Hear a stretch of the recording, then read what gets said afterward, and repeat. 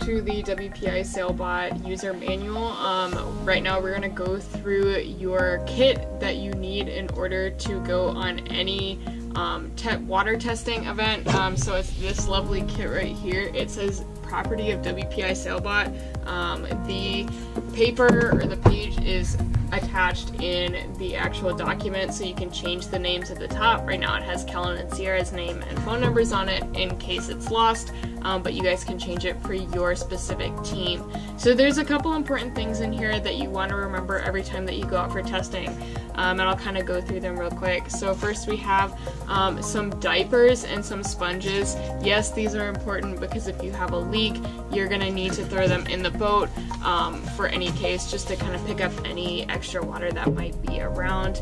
You're going to have one Gadgeteer cable. This cable goes to a lot of what goes with the CTRE Hero board and will help you connect to anything from the rudders to some I2C stuff to the Arduino, so always have one of these handy in case something happens. You have an anemometer for wind speed. You need some of these smaller zip ties. These are going to be super helpful in case you need to tie up any cabling or something like that on the boat last minute. Talking about tying things up, we have different types of rope. You never know when this will also come in handy. It came in handy for us for tying lead to our keel, so that was exciting. So you also have a couple different types of tape. You'll have electrical tape and some double-sided tape, just some extra wires in case something comes undone. These two are glands, so these are really important for waterproofing. So if something happens with one gland on one of your waterproof enclosures, you can replace it. You also have a couple other things that are super important. So you have inside the case, I didn't want to pull it all the way out, you have an extra battery charger. So if you find a place somewhere near the lake that you can charge your batteries, use that. You have your Logitech F710 controller, so this is what's used to do RC for the boat.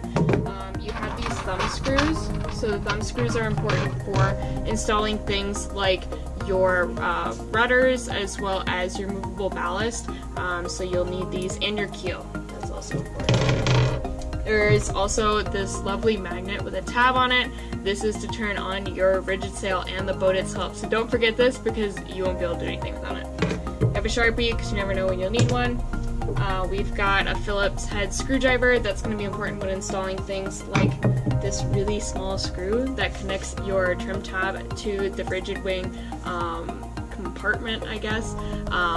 Remember this because if you don't, you're not going to be able to put the trim tab on. Just some other extra screws, some sandpaper, carbon fiber tube to put the trim tab enclosure on top of the rigid wing itself. Just some epoxy, some extra O-rings, and then you'll need an assortment of USB cables.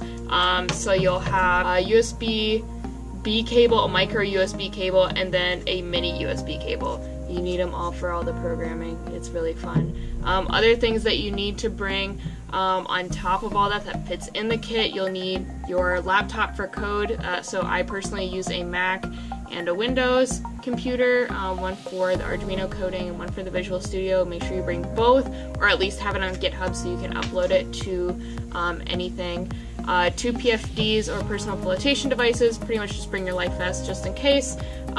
Your rudders, wooden dowel for the top part of the rigid sail anytime you want to put in a top sail, and then 2 charge batteries. We recommend that you use the one labeled B and the one labeled D.